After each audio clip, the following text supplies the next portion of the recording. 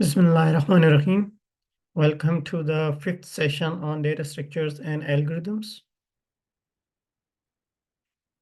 So in our previous session, we talked about binary search tree. So let's go over some of the important considerations related to binary search tree again, and then we'll move forward. So if you are able to recall what we did last time, we said that a binary search tree can have big of n as its length in the worst case. And those are the kind of trees which we saw in our previous discussion, which were like skewed on one direction. So are all basic operations related to binary search tree, including insert, delete, and search operations.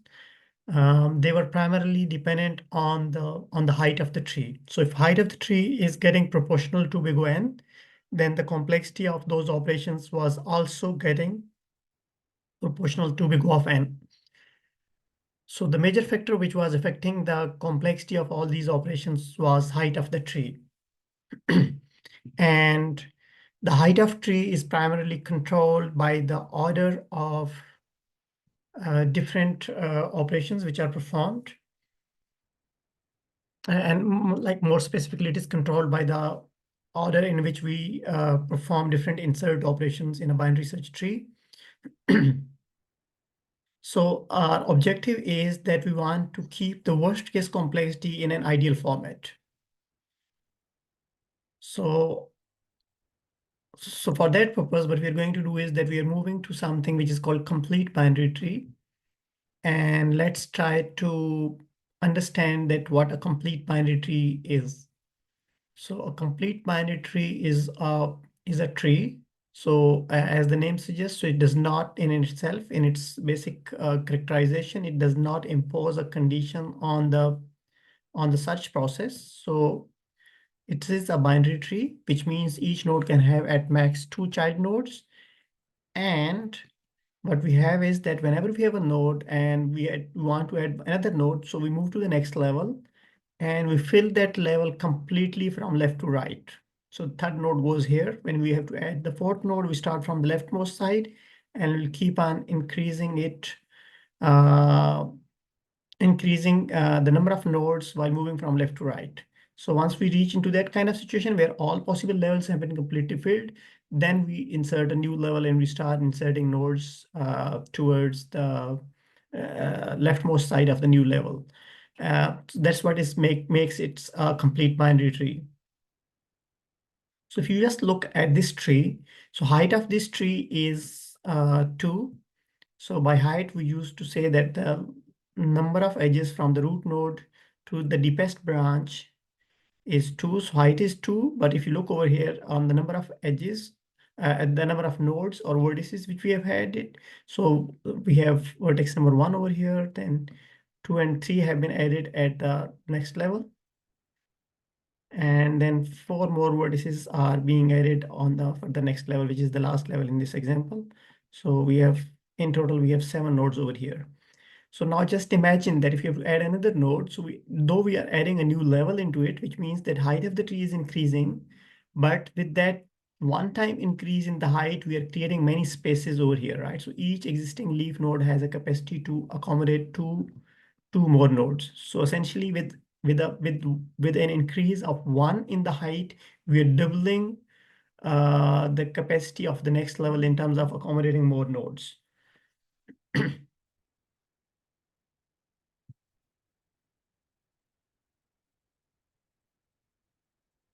So a binary tree filled at all possible levels with the last level filled from left to right is called complete binary tree. Now guess what would be the height of a complete binary tree?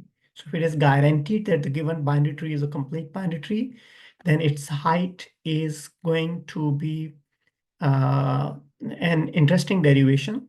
And in that case, that is going to be very close to log of n.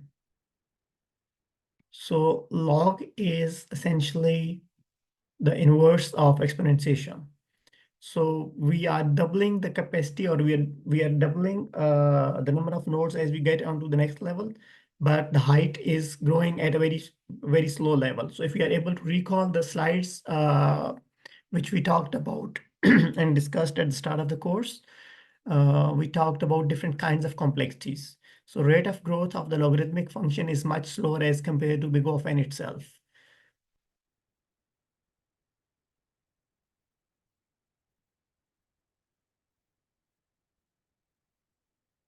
Okay, so keep now we know two things. One thing which we know is that we have studied binary search trees. So BST is one thing which we are familiar with. That's a type of binary tree. But over here in the characterization of binary search tree, the focus is more on the data part.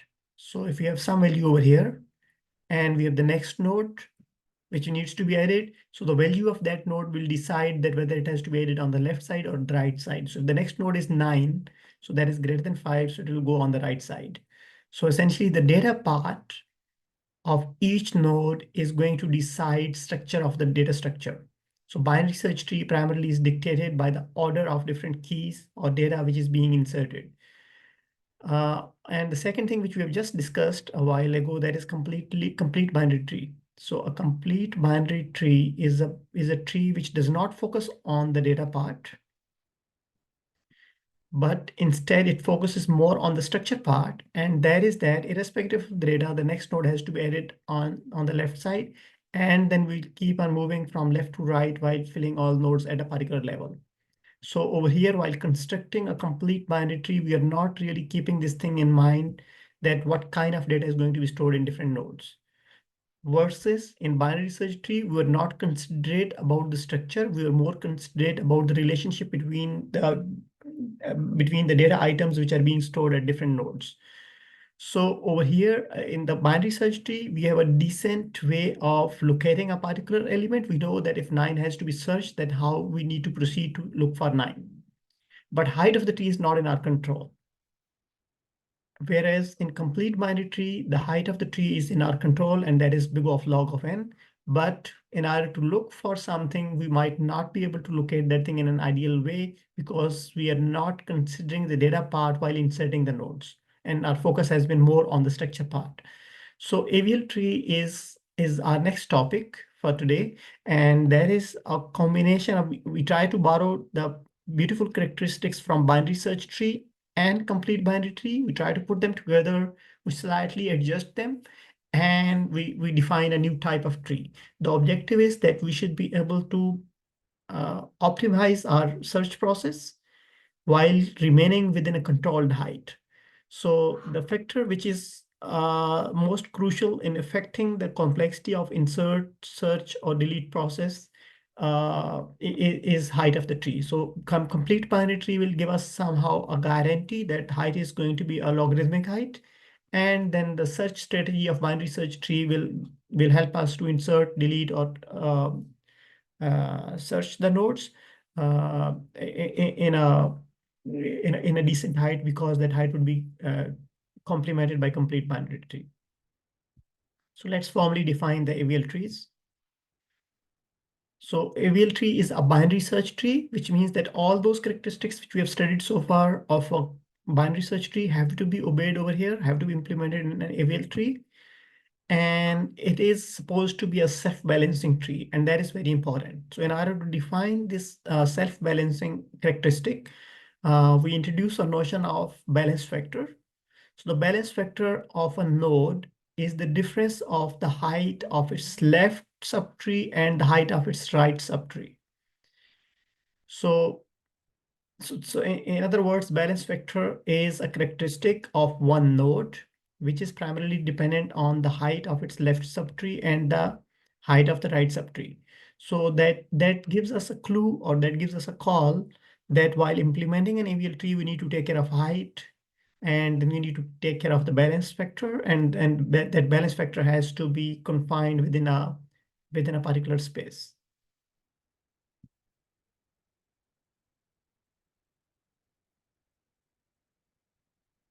So this AVL tree is primarily named after its inventors, Adelson, Wilski, and Landis. It ensures logarithmic height for search, insert, and delete operations.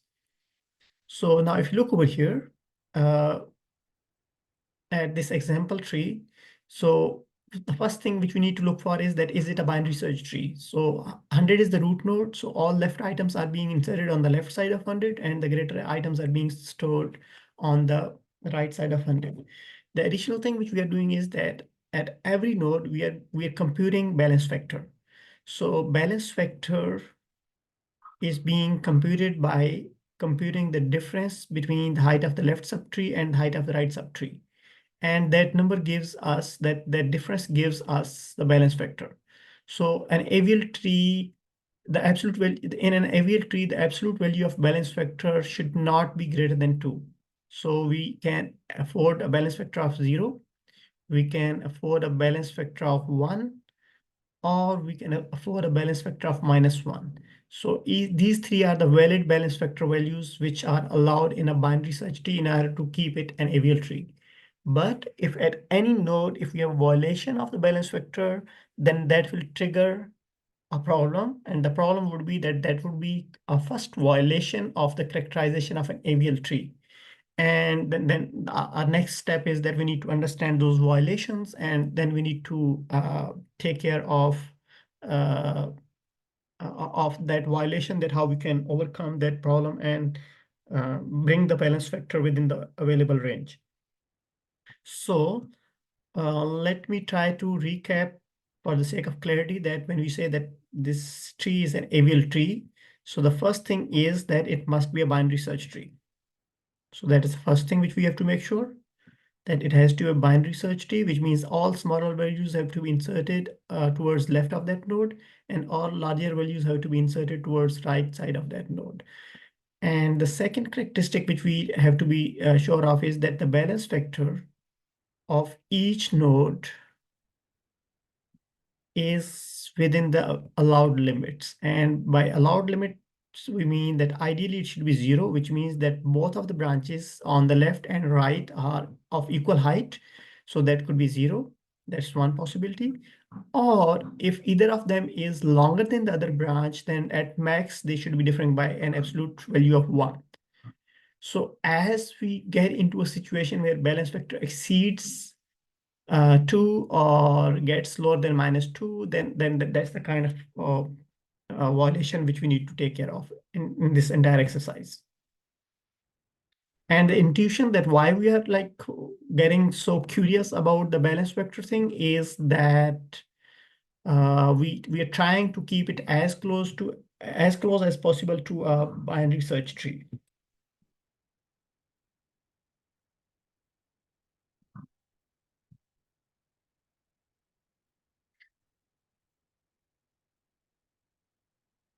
Let's do an example. So our first number is the root node is 10. So we are inserting 10. So our basic insert operation remains very similar to that of a binary search tree. And the additional steps which we need to apply over there are the steps which should be able to check the balance vector thing. So let's say we insert 7. So 7 goes on the left of 10. So we compute the balance vectors. So at 7, because it's a leaf node, so it's height of the left subtree and right subtree both are 0. So the difference is 0, so its balance vector is 0. And if you look at 10, so height of the left subtree and the right subtree are, the difference is 1 because height of the left subtree is 1 and height of the right subtree is 0. So the balance vector is 1. And both of these balance vectors are the permissible balance vectors uh,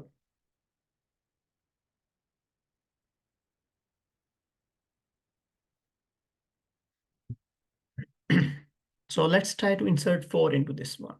So as far as the basic characterization of binary search tree is concerned, we compare 4 against 10, it goes on left. Then we compare 4 against 7, it goes on further left, and that's an available spot. So we insert 4 over here on left of 7, and we recompute the balance vectors. So balance vector at 4 is 0 because both of the branches are uh, empty. So the difference is 0. So at 7, the balance factor is 1 because height of the left subtree and right subtree are 1. And then at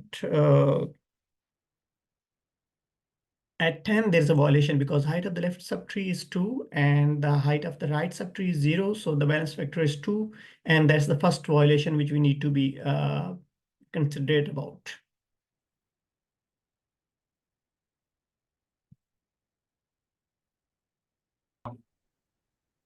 All right, so we have as we insert 4, the first violation is at 10, and so that calls for a problem, right? So now what we need to do is that the first thing which we have observed, and that's the kind of thing which we need to observe in our implementation as well, that the first violation is happening at node 10. So if we look at the violation, this is primarily being caused by the left child of left subtree of the left child of 10. So we call it left violation. So left child of left subtree of 10 is causing the violation. So we'll be calling it left violation.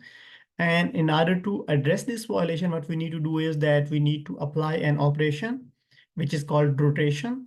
And usually what we do is that whenever we encounter a violation, we apply the rotation in the opposite direction. So we apply the rotation at 7 in the right direction. We call it right rotation. And as a result of that rotation, 10 becomes the right child of 7. And now if we recompute the balance vectors, all of them are 0, and the tree is now an AVL tree. The reason it's an AVL tree because it's a binary search tree, and at the same time, it is fulfilling the requirements of requirements being dictated by the balance vector. So this kind of rotation is called single rotation because after applying one rotation, we were able to Sorry, resolve. doctor. Yeah. Is this is AVL tree a new abstract data type? AVL tree is a new kind of tree because you joined late. So we defined AVL tree is a tree which has to fulfill two characteristics. The first characteristic is that it is a binary search tree. So it must be a binary search tree. The second characteristic is that a new parameter or new characteristic which we have introduced over here is balance factor. And the way we are computing the balance factor is that at each node, we compute the difference of height of the left subtree and then height of the right subtree. So if you look at 7, height of the left subtree is 1, height of the right subtree is 1, so the difference is 0. So that's an ideal balance factor. So it's a new, so it's have a new field in the node, storing the difference between height of right subtree and left subtree, right? Completely right. And you may also imagine it as that you are primarily like rather than storing the difference, you might be storing heights of the left subtree and the right subtree. Right. So if each node knows its height, then you can find the difference by just knowing the heights. So if 4 and 10 know their heights, so they can share their height with 7 and 7 can compute the balance vector. Thanks. Okay. So let's let's have a look at so the first kind of violation which we've seen so far is this is important to understand because we'll be having a look at the kind of code which will be resolving this kind of violation. So it's a left violation, and in order to address that violation, we are applying right rotation. So if we think of a mirror case of this kind of violation, that could be somewhat like this, that I have a node which is, let's say, which is 2. So left subtree of 2 is empty, right subtree of 2 is empty, since its balance factor is 0, and we are fine with this. So the next item which we insert is, let's say, that is 6. So over here, left subtree of 2 has the balance factor, has the height 0. Height of the right child of 2 is 1. So the difference is -1 over here. So -1 is fine, 0 is fine, and 1 is fine. So if balance factor, if the absolute value of balance factor exceeds 1 or it gets 2, So then that's the kind of first point where we'll be triggering a problem or violation. So -1 is fine and 0 is fine. So let's say we insert one more node and there is 9. So 9 goes on further right of 6. So now we recompute the balance vector. So if it's 0 over here, it has become -1 over here because height of the left subtree minus height of the right subtree is 1. And the problematic part is that height of the left subtree of 2 is empty, is 0. And that of the right subtree is 2. So the difference becomes -2 over here. So as it becomes -2, that is something which is not allowed. So we try to characterize the violation, that how the violation is happening. This is happening due to the of right child of 2. So we call it right violation. So this is right violation. And in order to address this violation, we perform a rotation in the opposite direction. And that means that we need to perform a left rotation. And that left rotation should be able to resolve the issue of this violation. So if you just think of what we did in our previous examples, we are essentially doing a mirror image of that process. So what we do is that we apply the rotation in this direction. This is what is left rotation around 6. So as a result, 6 becomes the root, 9 stays on right of 6, and 2 goes on left of 6. So now if you recompute the balance vectors, all of them are perfect. They are 0. Or even if they are 1, we are fine with that thing.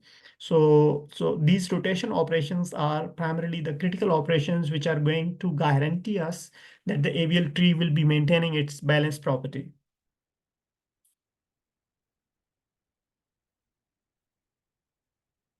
Okay, now let's have a look at another kind of violation. So let's say we have this binary search tree or AVL tree, which is 10 and 7. So there is no violation. So because balance factors are within the allowed limits. So next we insert 9 into it. So we know from our binary search tree concepts that 9 is compared against 10, we go on left. Then 9 is compared with 7, we go on right. So this is where 9 gets inserted. But after this insert operation, we update the balance vectors. So we keep them updating in the bottom up fashion. We first update the balance vector of 9, then we update the balance vector of 1, and then we keep on going up till root. So over here at 10, height of the left, sorry, height of the left branch is 2 and height of the right branch is 0. So the balance vector is 2 minus 0, which is 2. And that is the first violation which is happening. Now, our next step is that we need to characterize the kind of violation, that where did this violation trigger from? What is the point which is, or what kind of stuff is causing the violation? So if I go one step back, so when we didn't have 9, so everything was fine.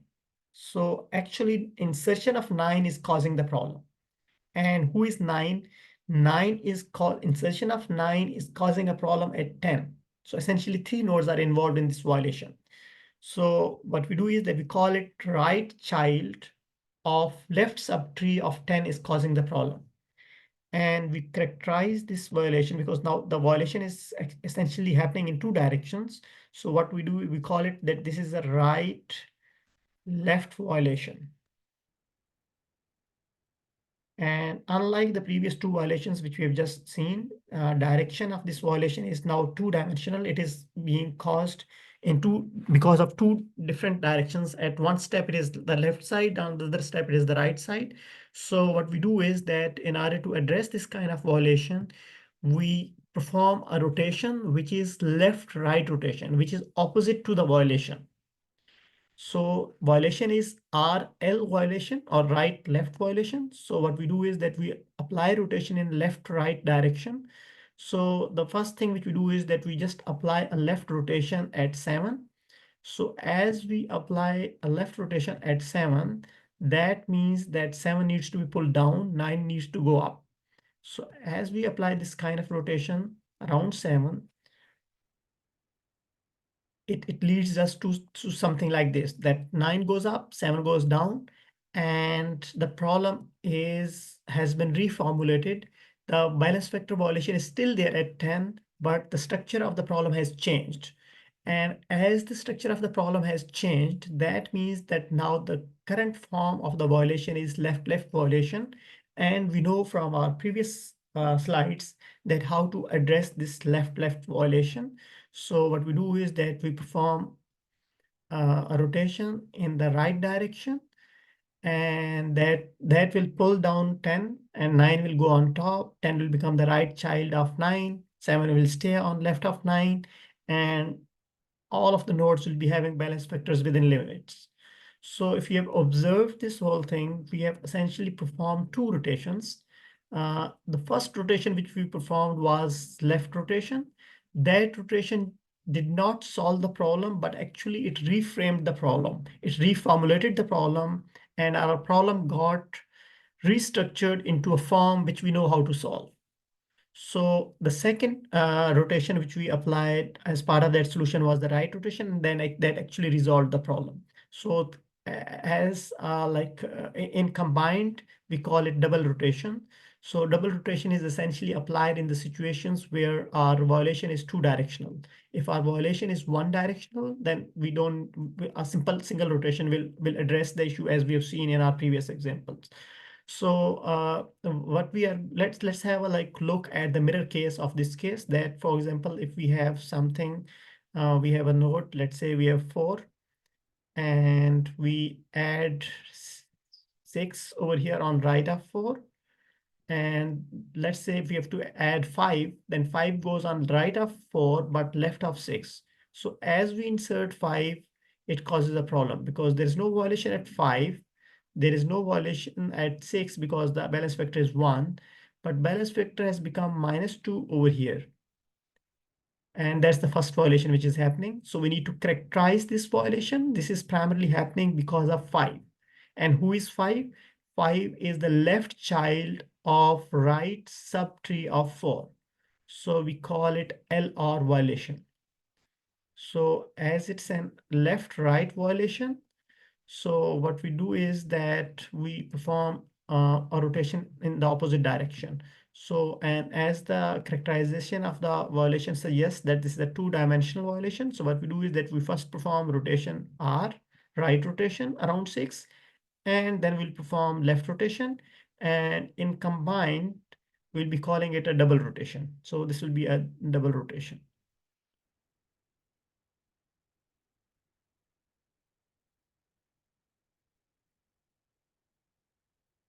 Doctor, could you please repeat the last example, please? Yeah, so we have just classified the problem. We have just characterized the problem. That what is the problem? We have not resolved it. So what we're going to do is that we are going to perform first the right rotation around 6. So that means that around 6, let's try to perform a right rotation. So as we try to perform a right rotation, what happens is that 4 stays where it was.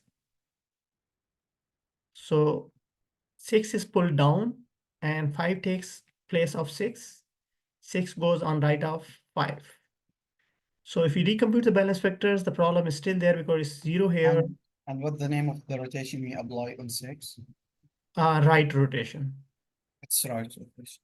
Yeah. Like And why? And when the why? name is right left rotation, does it mean we have to make the rotation at first like left rotation and then the right rotation? Or does it mean just like the left rotation? Okay, we have actually performed rotation twice. So the first rotation is right, which Uh-huh. is translating the problem in the form of another problem. Uh-huh. And the reason we are reformulating the problem is because it's impossible to solve it using just one rotation. Uh-huh. It Got it. needs to be solved using two rotations. So the first rotation, if you look over here at the pink part, so it has retranslated, this rotation has just translated into another form. So the problem is still there, right? So the balance vector thing has not been resolved. So what we do is that we perform now the rotation in the opposite direction. Our first rotation was right. Now we go for the left rotation and we perform the left rotation around 5. So as a result of that thing, 5 goes on top, 4 is pulled down, 4 goes on left of 5, and 6 stays on right of 5. Uh, and like there's a question when we say left-right rotation, does it mean we're going to do double rotation, or it can be just one rotation? Like This when we is say, okay. The yeah, reason we call it double rotation is that essentially we need to implement right rotation as a function, uh-huh, and then we need to implement left rotation as another function. So both of those functions in a particular sequence need to be called to address this double rotation thing. so absolutely, left-right rotation, absolutely, we're going to do twice, like the rotation twice, That's right. right? First That's correct. time, first time for the left, and the second time for the right. Sorry, say it again. First time for the left, and the second time for the right. Yeah, and who will tell us that when we have to start with left or right? It depends on the kind of problem which we have just addressed. So Uh-huh. if you look at the problem which was typed on the screen, the first one, It uh, was it was right left valuation. yeah, it was right left violation, and in order to address that thing, we We applied the did the rotation in the opposite. opposite direction. Yeah. Yeah, got it. Thank you. Yeah, welcome. And now in the new example, it was a left-right violation, and we are applying right-left double rotation. And when it was left evaluation, we do the right left rotation also. Yes, absolutely. And let me go back one step. Yeah, So, thank you. so that was the kind of thing, right? So we inserted, yeah, this one. So we insert 4. So the violation is now left-left violation. We simply apply one right rotation around 7, and it resolves the problem. We are done. And if it would have been a right-right violation, we'll be applying one single left rotation. So we'll be needing the double rotation when the problem is two-dimensional. And by two-dimensional problem, I mean that the problem is not just in left direction, it is this kind of thing, or it might be this kind of thing. So if the problem is a linear problem, like left thing or right thing, then the single rotation is going to address that thing. For these two kind of things, we'll always need the double rotation, right? And so as part of our logic, this is also important that we need to somehow identify that what kind of violation has been observed at the backend. And once we succeed to observe that thing or note that kind of violation, that will help us to call the right function.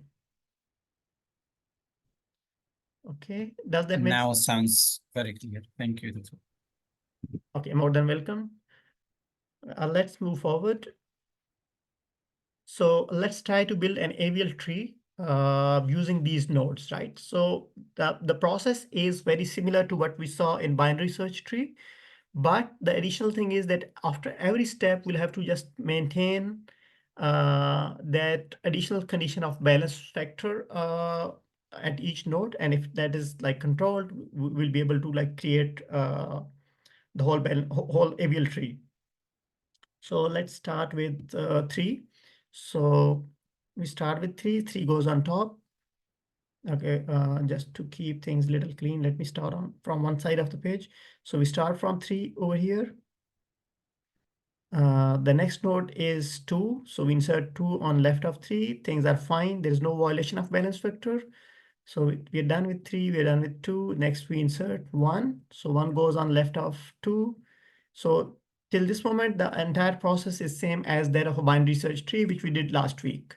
So the additional thing which we're doing is that we are computing the balance vectors. And this is very similar case to that of the example on the slides, that there is a violation, which is left violation. And in order to address that violation, we need to perform the right, we need to, sorry, this is a left violation. So we need, in order to address So this thing, we need to perform the right right, rotation. Yeah. right rotation. Yeah, right rotation. And as a result of that thing, 2 goes on top, 3 goes on right, and 1 goes over here, right? And now things are pretty fine in this green tree, and this is an AVL tree with 3 nodes. Then we insert 4 into it. So 4 has to go on right of 2 and then right of 3. So after insertion of 4, if we try to recompute the balance vectors, all balance vectors are fine. 4 has 0 balance vector. 3 has -1 balance vector. 2 also has -1 balance vector because height of the left subtree is 1 and height of the right subtree is 2. So the balance vector is -1, and all of these balance vectors are within the limits. So there is no violations. We don't do any additional thing after adding 4. Then we bring in 6. So as we bring in 6, it has to go on right of 2, then right of 3, then right of 4. So when 6 goes over here, so now there is a problem. And the problem is that there is a violation. So we start from here, 0. We make it, the next one is -1. The next one is -2. So as we encounter the first violation, we stop over here. And as we stop over here, we just need to identify that where is the violation. So violation is here. And we need to identify, we need to characterize the type of violation. It is a right violation. So we suggest a left rotation over here. Left rotation. Yeah, very good. And then as a result, 2 will stay here, 1 will go on left. So as we rotate this this part of 3 nodes, so 4 goes on top, 3 goes on left of 4, and 6 goes on right of 4. And now if you recompute the balance vectors, all of them are within limits. None of them is 2 or -2. So we are fine with this red AVL tree. So this is an AVL tree containing 5 nodes. Next thing is that we insert 5.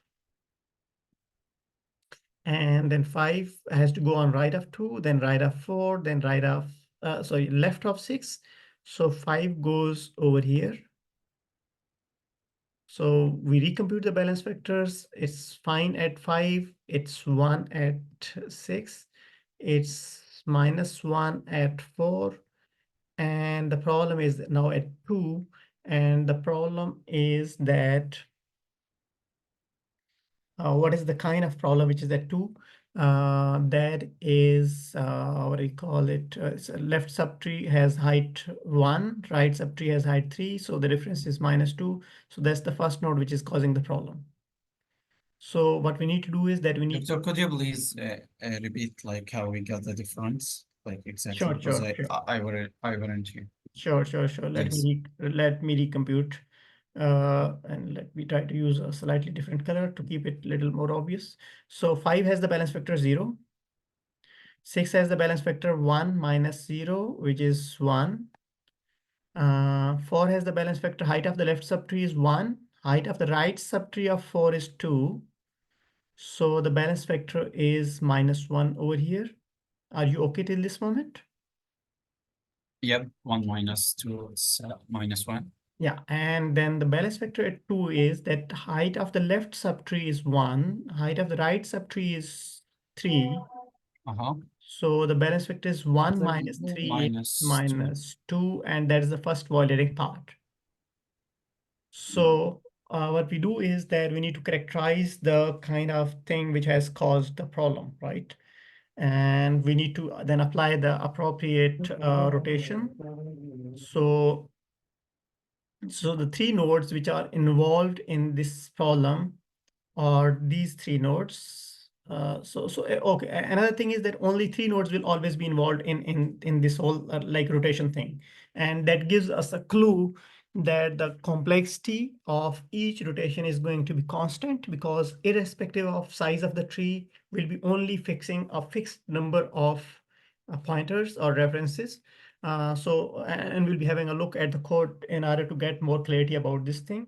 So that rotation, the violation is now right violation. So in order to address this thing, what we do is that we apply a left rotation over here at 4.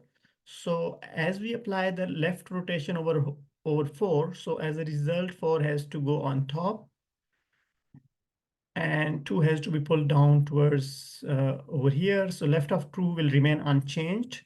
And if you like keep a close eye on what I'm doing at the moment, that will really help us to understand the code and to implement this thing. So, okay, so now 4 has been pulled up. So right of 4 will remain unchanged as it was previously. So 6 will remain there, 5 will remain on left of 6. There is one thing which has been now missed over here. And there is this part that where should we put this left of 4 because 4 has been now pulled up. So 3 is, and whatever is left on 4, in this case it is 3, it has to be smaller than 4. So when 4 goes up, 2 has taken its place. Who was on right of 4? Sorry, who was on right of 2? In our red tree, who 4. was, yeah, 4. And that is the guaranteed place which has now become empty because 4 has gone on top. Uh-huh. So And we replace that's where and we'll put the place. 3 in it. Yeah, yeah, and that's where 3 will come in. So why 3 will come in here? Because 3 has to stay on left of 4 and right of 2. So it will stay on left of 4 and right of 2. So 3 will come here. And now if you recompute the balance vectors, all of them are within limits, right? They are either 0, 1, or -1. Okay, so this tree on the right is now the resultant tree after adding 5. Next, we add 9 into this one. So when we add 9, so we start with 4, go on right of 4, then we go on further right of 6, and we place 9 over here. And if we recompute the balance vectors, everything is fine. There is no violation. In fact, this is a perfect tree. If you look over here at this particular tree after inserting 9, if you recompute all the balance vectors, all of them are 0. So this is a perfectly balanced AVL tree. So next we insert 12. So as we insert 12, so let me just, in order to keep things little clean, let me redraw this tree, which we have come across so far. So it's 4, we have 6 here, we have 5 on its left. Then we have 9. And on left, we have 2 over here. 3 is on right of 2, and then we have 1 over here. So our next item is, which we need to insert, is 12. So we insert 12 on right of 9 because it has to go on right of 4, right of 6, and right of 9. So 12 goes over here. So if we recompute the balance vectors, all of them are fine apparently. I think we have right evaluation. Why? Like in 6, it's minus, it will be 1 minus 2. Yeah, it's -1. Yeah, it's -1 here, it's -1 here, And regarding 4, it's and 4 is 2 minus 2 3. minus 4, right? It's 2 minus -2. 3. 2 minus 3.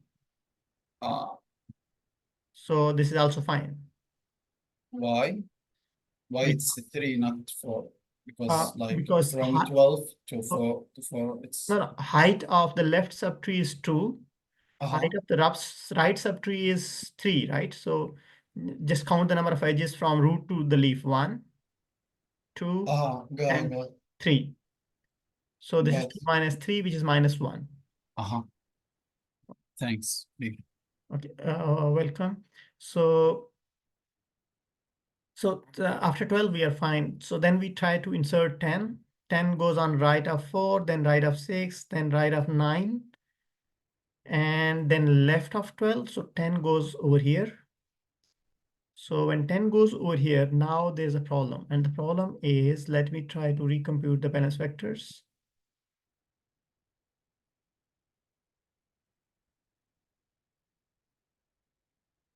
So balance vector of 10 is fine, it's 0. Balance vector of 12 is 1. Balance vector of 9 is now 0 minus 2, which is -2. -2. And that's the first point which is causing the problem. So another thing in our code is that we have to stop while going from bottom to top.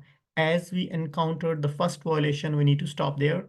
So we stop at 9 and we try to figure out that who are the 3 nodes who are causing the violation. So this violation is now characterized as the left-right violation because it's due to the left child of right subtree of 9. So the kind of violation which we have is now left-right violation. So in order to address this violation, what we need to do is that we need to perform the rotations in the opposite direction, which means that Left, right, rotation. yeah, first right and then uh, sorry, Uh-huh. first right, then left rotation, right? Right. So let's perform those 2 rotations. So these are the 2 rotations which you need to perform over here.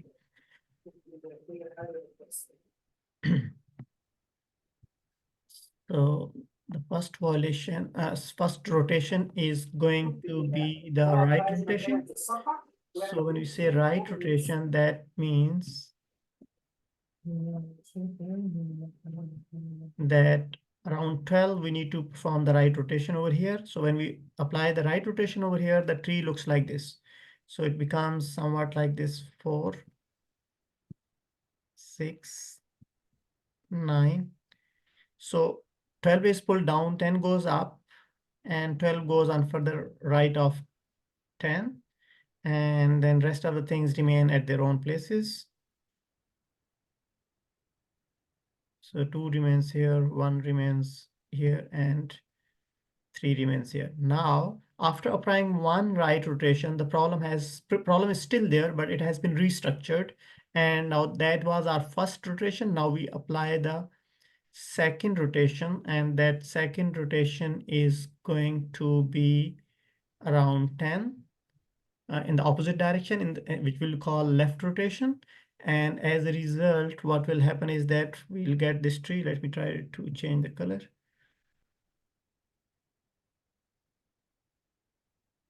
So it will be 4, then on right we'll be having 6. So 5 will stay here. The rest of the things will remain at their own places where they were supposed to be. And 1 is here. So on right of 6, 9, 10, and 12 are being rotated in the left direction. So 10 goes up, 9 goes on left of 10, and 12 goes on right of 10. And so after applying these two rotations, rotation number 1 and rotation number 2, we have gotten this blue tree, which is an AVL tree because there is no violation in terms of the balance vectors. And for the sake of verification, we can have a quick round of check. So 9 and 12 have 0 balance vector, 10 also has 0 balance vector, 6 has -1 balance vector, and 4 has -1 balance vector. So this is a perfect AVL tree. There is no violation so far. So what we do next is that so we're done with 10. 10 has been inserted into the AVL tree. So our next step is to insert 11. So 11 has to go on right of 10 and left of 12. So 11 has to go over here. Now if we try to compute the balance vectors once more, then there is going to be some problem perhaps. 0. At 12, we'll be having balance vector -1. +1 because left height minus right height. So Uh-huh, 1. at 10, it's -1. At And 6, 6 it's -2. -2, and that's the point where the problem has occurred. Yeah. So what we need to do is that we need to characterize we need to identify these 3 nodes, and we need to perform the appropriate rotation in the right direction. So just for the sake of clarity, I'm removing these previous trees, and let me use this white space to figure it out that how the new tree will be looking like.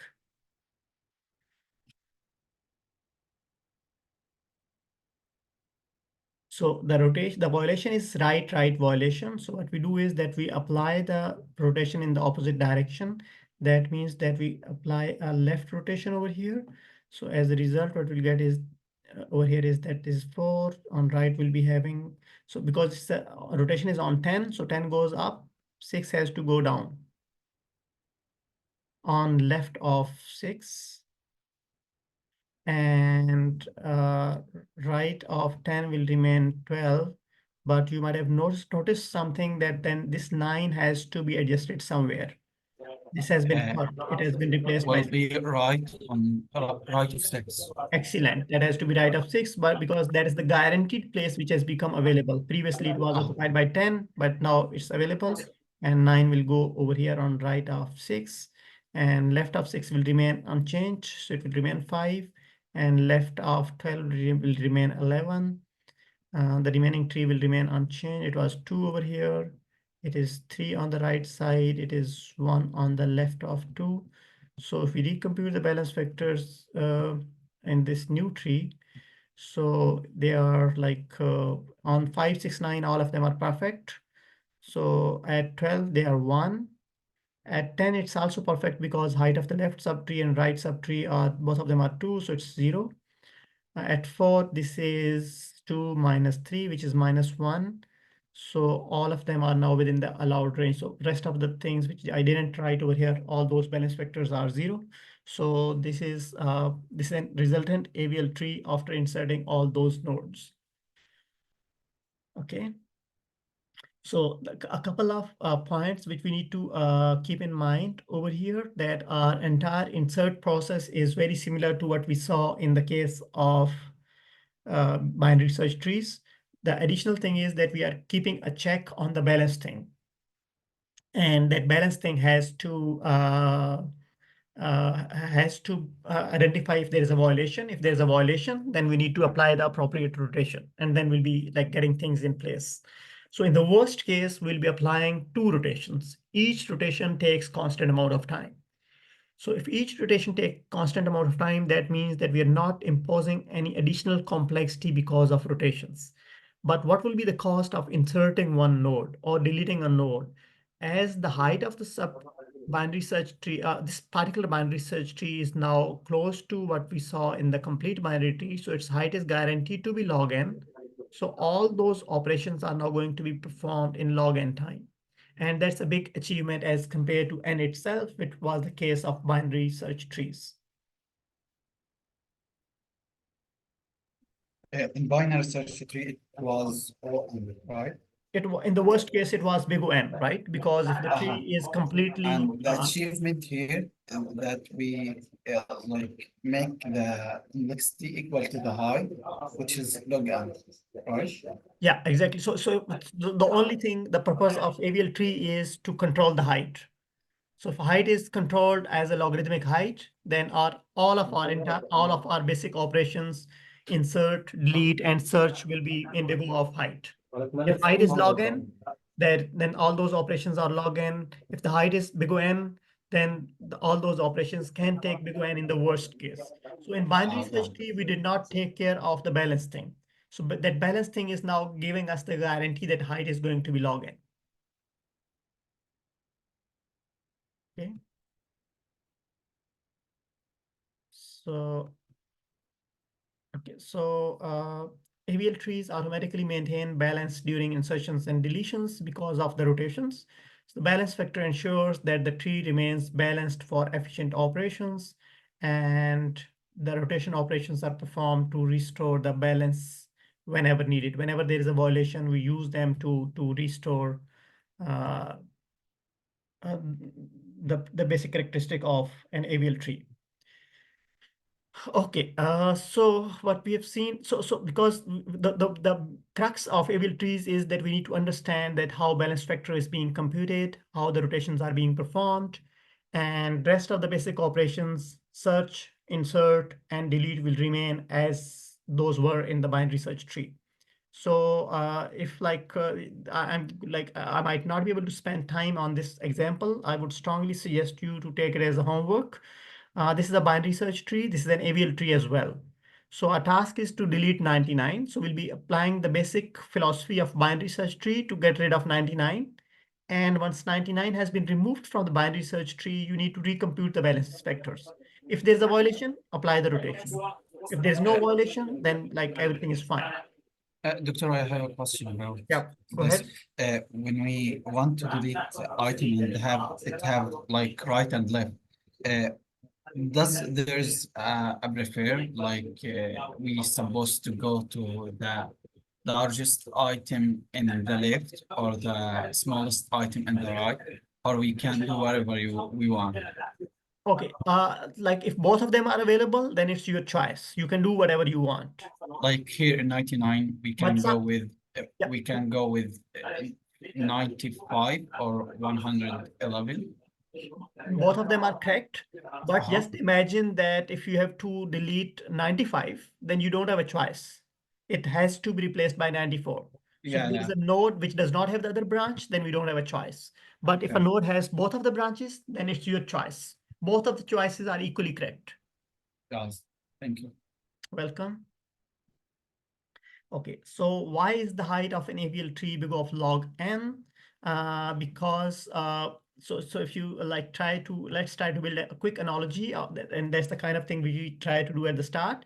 So how a complete binary tree looks like, that is that if we have a node, we have two spaces to add two more nodes over here. So we add two more nodes over here. So our total number of nodes are now 3. So on the next level, we can add 4 more nodes. So now our total number of nodes are 7. On the next node, because leaves are 4, we can add 8 more nodes, and height has just increased by 1. So as we increase height by 1, our number of nodes are getting almost double. So if you look at this blue tree, the total number of nodes are at the moment 15. So the height is 3. If I insert one more node, that means I'm adding one more into the height.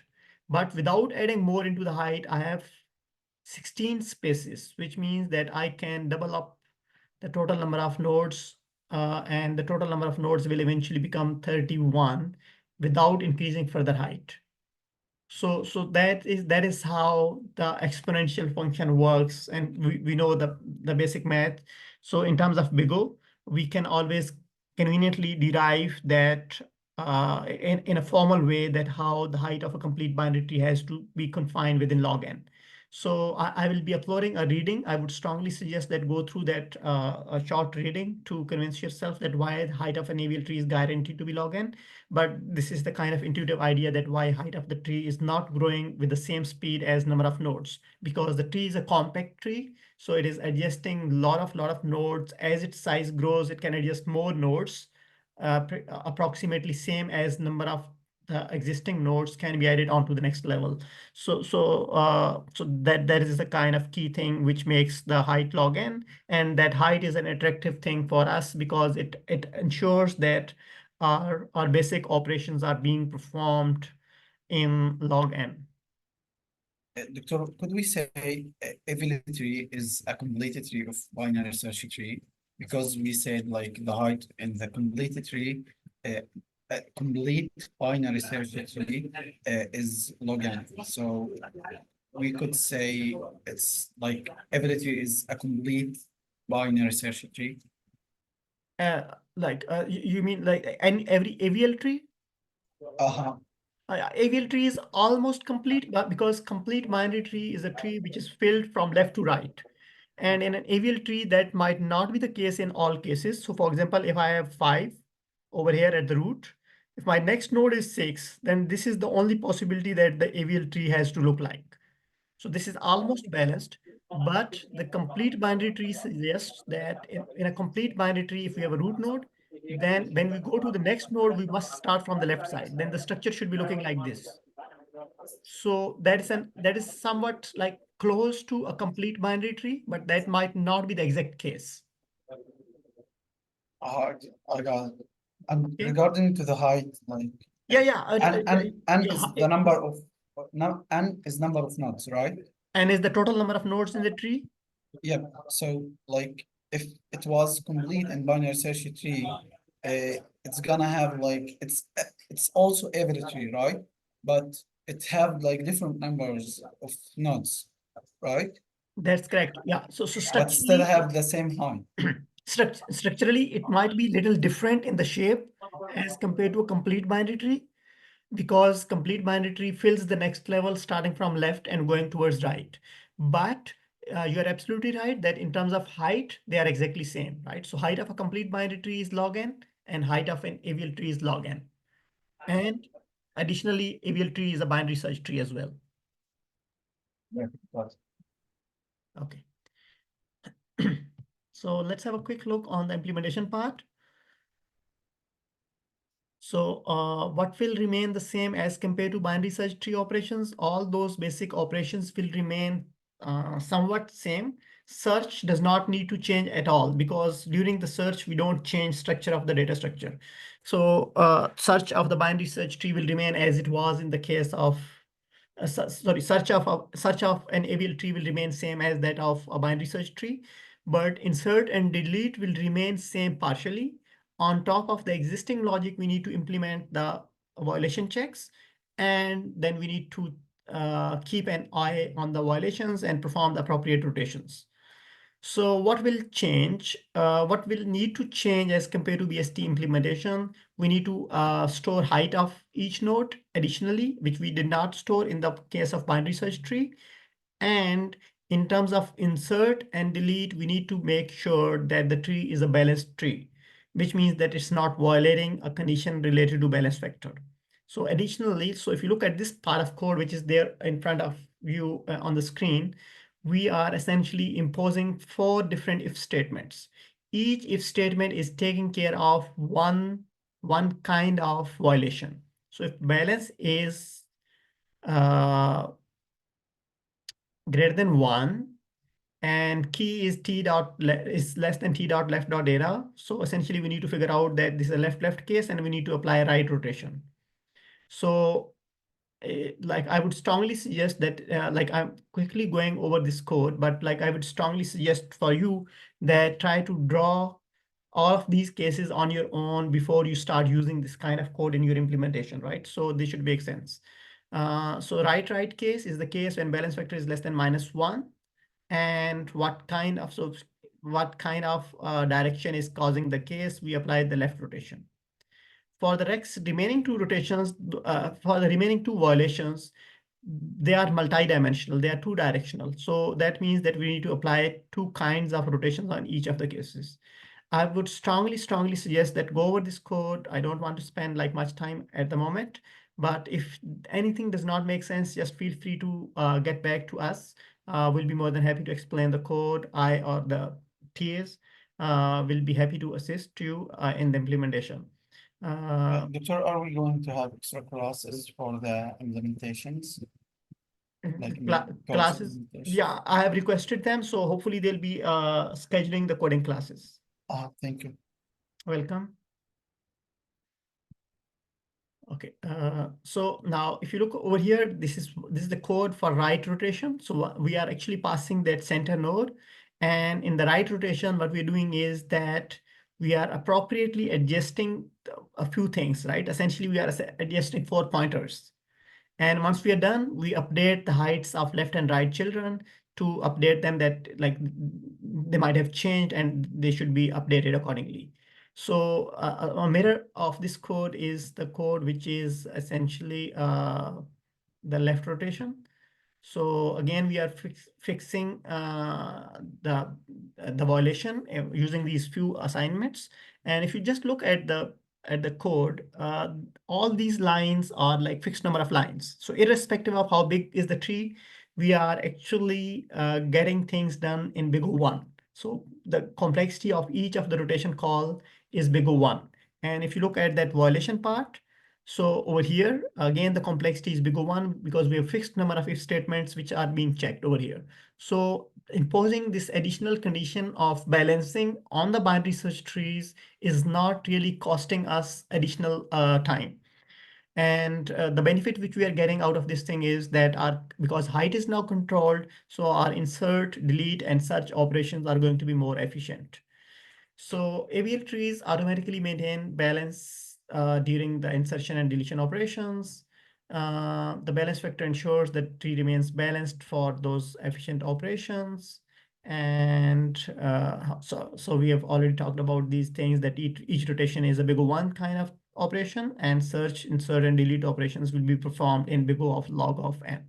So a small comment that why like are we spending our energies and time and why are we interested in this whole thing that much? That is that this is an era of big data. So just imagine a small example that we have a large number of data objects which we need to store in some data structure. So for example, number of data objects is 2 raised power 30, right? Which is roughly around like 10 raised power 9. So in the worst case, how many hops will be required to locate a data object in a binary search tree?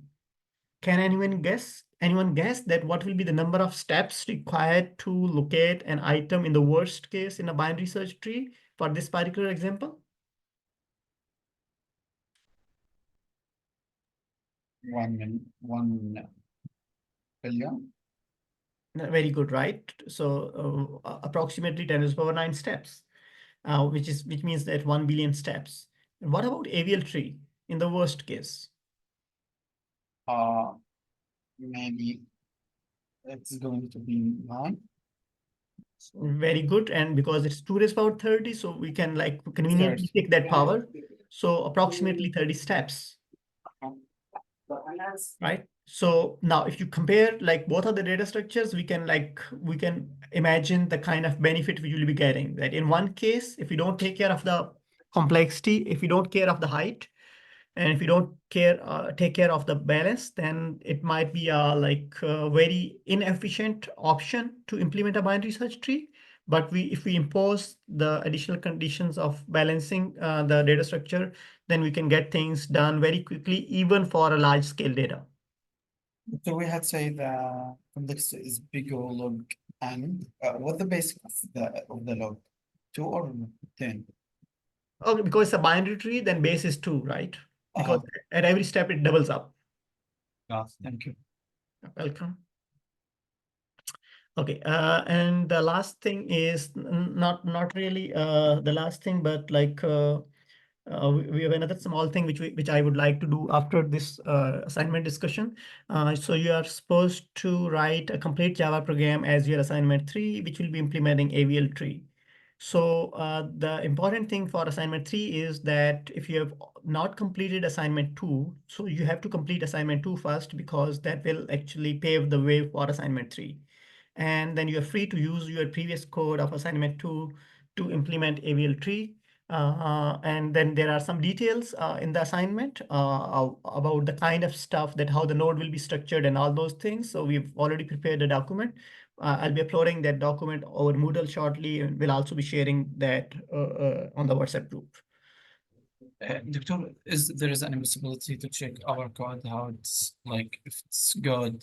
Because this assignments is like have a grade, right? And it's included in the final grade. So if the mistake was like inheritance, like from assignment 2 to assignment 3, it's gonna like be a big lose.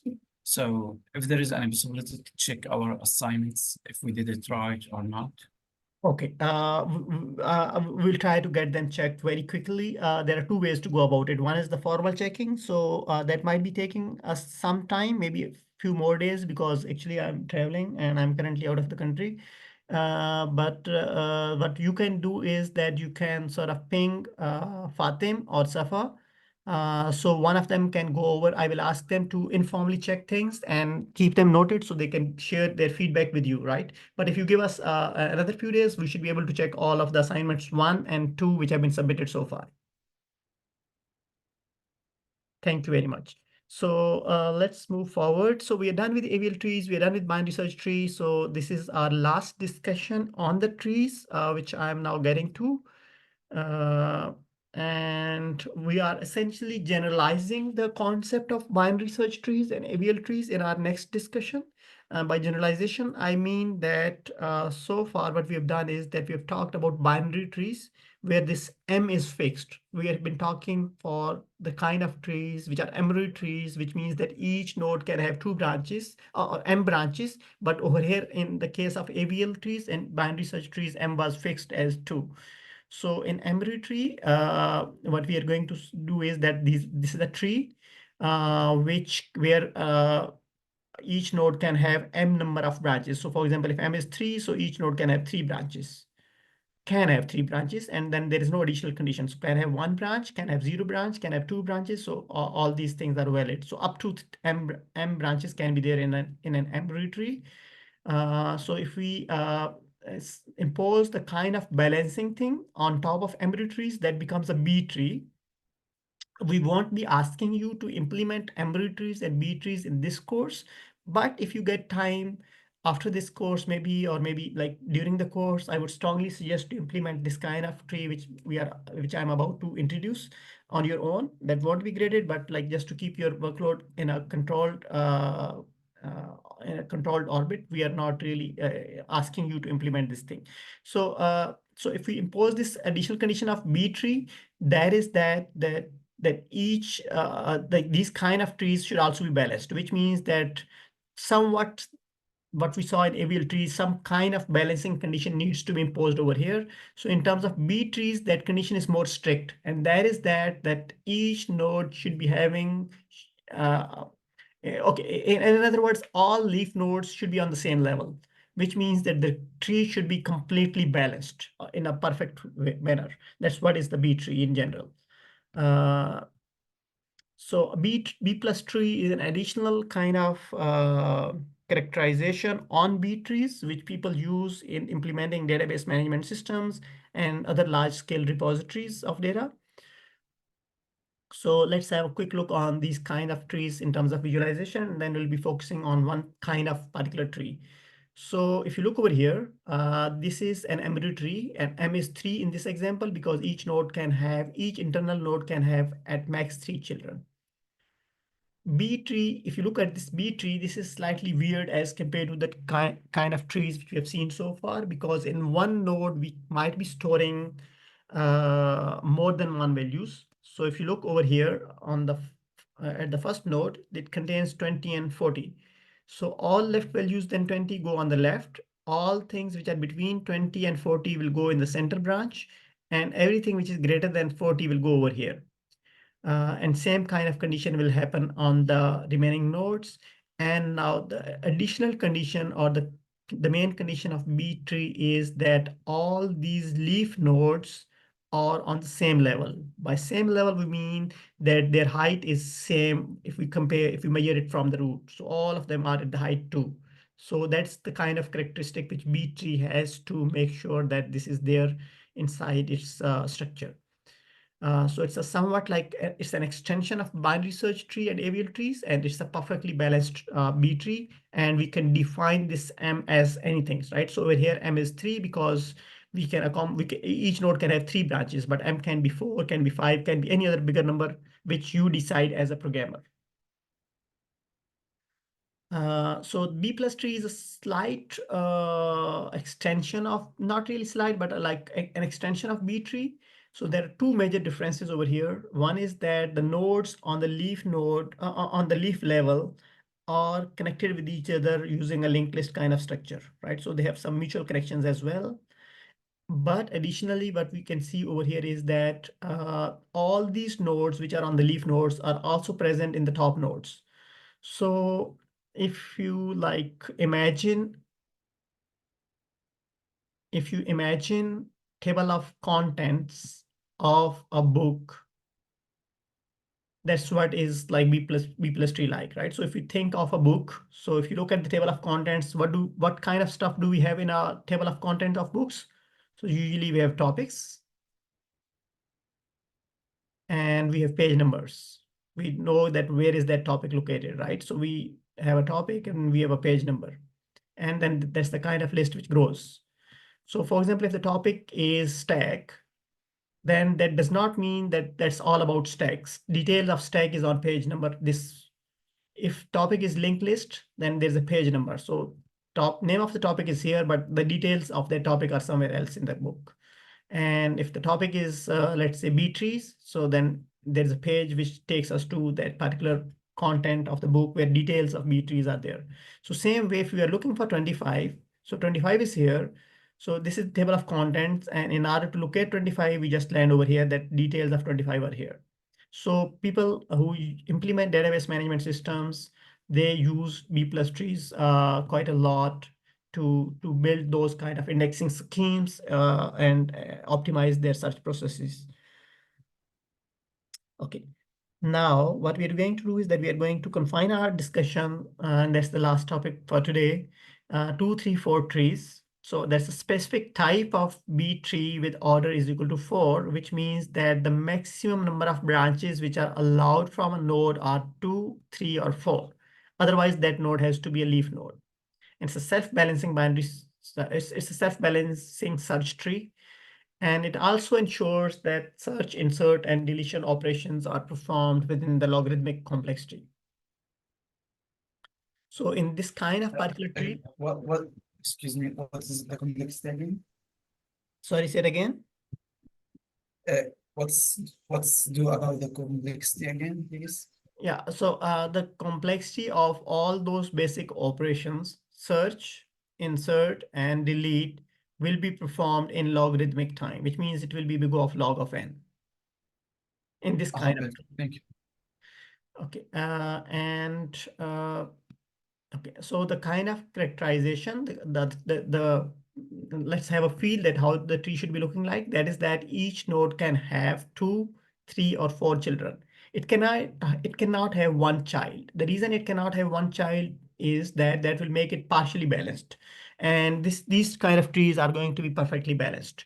So if a node has to have so let me try to draw it in a cleaner fashion. So if a node has to have two branches, that means that in that node we'll be having only one value.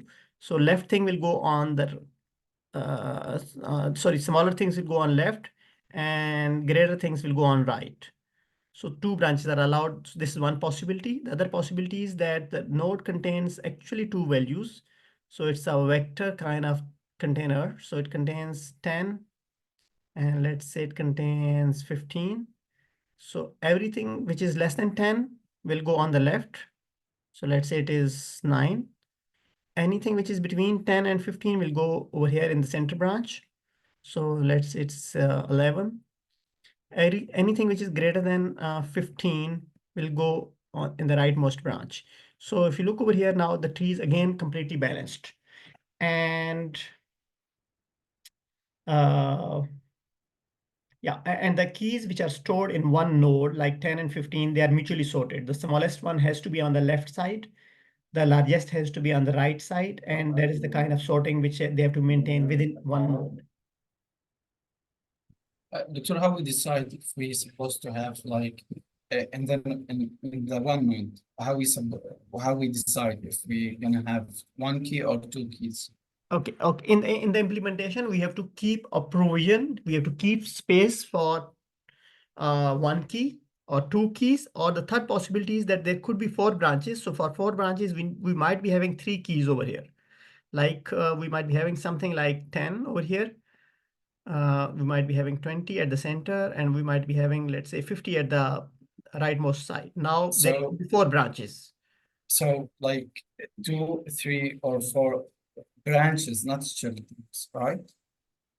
Okay, so if we have one key over here in the node, then the number of branches have to be two, one more than Uh-huh. that. If the keys are two, then the branches are three. If the keys are three, then the branches have to be four. None of them can be a three. God, thank you. Okay, so if something is smaller than all of them, then that will go over here on the left side.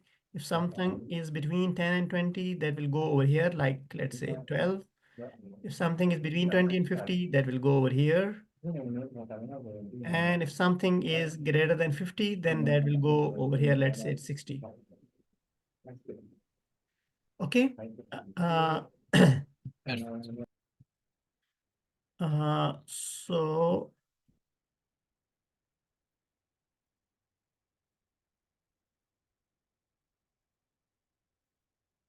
sorry. So each node can have one, two, or three keys. All leaves have to be at the same level. And we follow the basic characterization of a binary search tree, and that is that the smaller things have to be on the left, greater things have to be on the right. Okay, so insertion operation is somewhat very similar to a binary search tree or AVL tree. Now if we have a close look, so there is a chance. So if there's a space in a node, we just add it over there. What do we mean by space? We mean that one node can contain at max three keys. So if there are more keys which can be accommodated in a particular node at the leaf, we simply place that new key over there in that node and we don't do anything. But if there's no space, then that node will overflow, and then we'll be using this operation split to break that node into pieces, and that's the kind of thing which we'll be seeing in a while in some examples. And same is the case of deletion. We start with deletion in the same way as a BST. But if a node underflows, which means if a node is going to be empty, then that empty node is not allowed. Why is it not allowed? Because it will cause an imbalance in the tree. So we either borrow or merge keys to keep it balanced. So search process follows primarily binary search tree property. So it goes the same way. And I would strongly suggest that try to explore in order, pre-order, and post-order traversals in these kind of trees once on paper, once you get like familiar with those things. Okay, there are many images which I'm using, and I've borrowed them from different sources. So the images which we're using for 2, 3, 4 trees have been borrowed from a course titled as Advanced Data Structures course at Stanford. So this is, let's just focus on the tree. So this is a 2, 3, 4 tree. So each node can have one key, two keys, or three keys, but all leaf nodes have to be at the same level. And this is, if you look over here visually on this tree, this is a completely balanced tree. So which means that it is fulfilling all those basic needs of a 2, 3, 4 tree. So our task is now to insert 2 into it.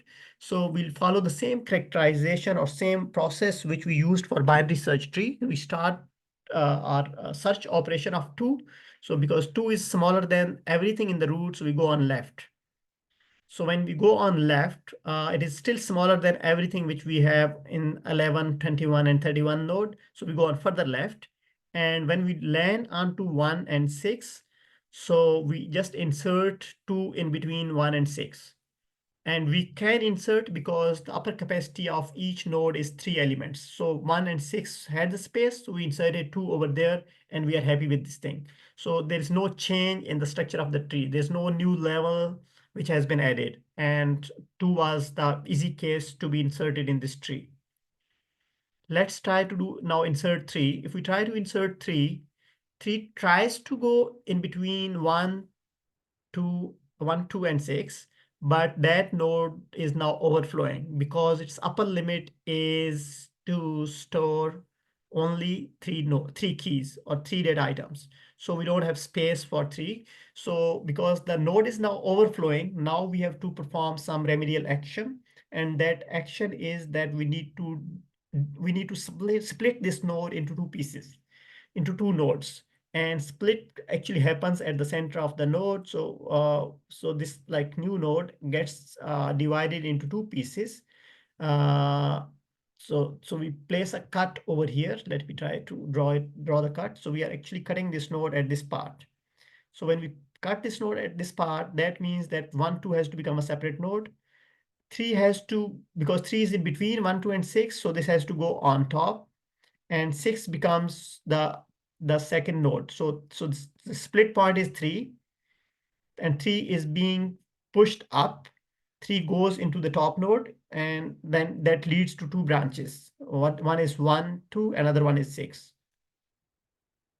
Okay, let's try to have a look at it visually and then try to make sense out of it. So 1, 2 become one node, 6 becomes a separate node. When 3 tries to go up, 3 causes an overflow in the top node. So the same process happens after we got 3 in the node 3, 11, 21, and 31. So what we do is that this is the problematic node. We do the same thing which we have just done. So 21 is thrown up, it bubbles up. 3, 11 become one node, and 31 becomes a separate node. So as they become 30 separate nodes, so they adjust their pointers, and 31 becomes a separate node, 21 goes up. But as 21 has gone up, this node has become the problematic part. This cannot accommodate more than 3 keys. So we split this node further. 56 goes up, and it becomes a new root. Sorry. So in this one, like we put the split on 41. So 41 has gone up. So everything which is greater than 41 was previously on the right of 41. So that will stay on right of 41, and 21 will go on left of 41, right? But like more intuitive case would have been that 56 would have been bubbled up as we did in the previous case. So in both of the cases, structure of the tree will somewhat look similar because that entire bubbling up process has caused addition of one more level. But if you have noticed this whole visualization, the bubbling up thing is happening on the top side rather than the bottom side. So there was no change in the levels at the bottom side. So when like the new item could not get adjusted, we are adding a new level on the top. When we add a new level on the top, that actually ripples down its effect in terms of height to every other node in the tree. So that guarantees that height of all other nodes remains same. Okay, so similarly, like if we have to get rid of some node from a 2, 3, 4 tree, if we have to delete one, we locate one, and we can simply get rid of one because 6 can stay alone. So, but the problem occurs when we have to delete 6. If we have to delete 6, that's the only node. So if we simply remove 6, left side of 11 become empty, and if it becomes empty, that causes a problem of balance. So that's not allowed. So what we do is that we used a phenomena of borrowing keys from the neighbors. So neighbors of 6 at the same level are 16 or 11. So what we try to do is that we do somewhat similar to what we saw in the avial trees. That's what we call rotation. So what we do is that we bring 11 down. So 11 was previously on the top. So 11 becomes neighbor of 6, and 16 is pulled up. So 16 has gone up, 11 has been moved down. And now, because if our task was to get rid of 6, so we can safely get rid of 6 because 11 is there in the node, and node is no more going to be empty, and that will preserve our balancing condition. Same way if we have to get rid of 11. So now another extreme situation will arise because our neighbor does not have an additional member. Previously, our neighbor had 2 items, so we could borrow it from the neighbor. This time, our neighbor is also a single item. So what we do is that we use a concept of merging nodes. So when we try to bring 16 down, 16 has come down, but we can't borrow anything from 21 to replace 16. So what we do is that we merge 11, 16, and 21 together, and then we get rid of 11, and this resultant tree becomes the tree which we are interested in. Same way, if we have to get rid of 16, we can safely get rid of 16 because it does not cause any problem. And if we have to get rid of 21, then that is the kind of thing which we have to worry about because we can't simply get rid of 21. It will cause the balance problem. So we can't borrow it from the neighbors. Neighbor is also a single item neighbor. So what we do is that we try to bring 26 down, and we try to merge it with the neighbor, which was 31. So, and then we get rid of 21, and then this resultant tree becomes 2, 3, 4 tree after deleting 26. If you have to delete 31, we can, so now the problem is like little alleviated as compared to the previous version. So if I try to bring 36 down, that's fine. We can merge 41 and 36. But the problem is that who has to take space over here, right?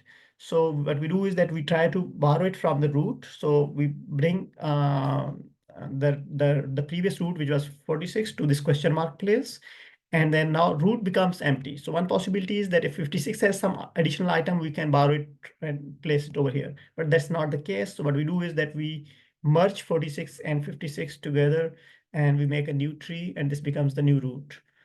So, this was a like quick overview of 2, 3, 4 trees. I'm sorry, somebody had some comment over here which I didn't see before. Or we have to implement this type of tree. Like if you're talking about 2, 3, 4 trees, you won't be required to implement as part of your assignments. But I would strongly suggest to have a good basic knowledge of 2, 3, 4 trees, so that you can address questions beyond this course. Usually people ask a lot about trees in the interview questions. And again, like the kind of suggestion which I gave you a while ago, that whenever you get time, it's not necessary that you get time during the course. Whenever you get time, try to implement these things on your own. It might be fun to like implement slightly complex data structures. Okay, so 2, 3, 4 trees are, they offer efficient search and balancing, suitable for dynamic sets requiring frequent insertions and deletions. So in order to have a better practice or deeper practice of these kind of trees, I would suggest that take this as a like homework. Start with an empty 2, 3, 4 tree. Try to implement, add these numbers in this sequence in the 2, 3, 4 tree while preserving all those properties. Once done, Then from that resultant of the previous homework, delete these items one by one, and you will be able to like practice all those merge and split operations in the tree. Okay, so that's it from my side. If you have any questions, so please feel free to let me know.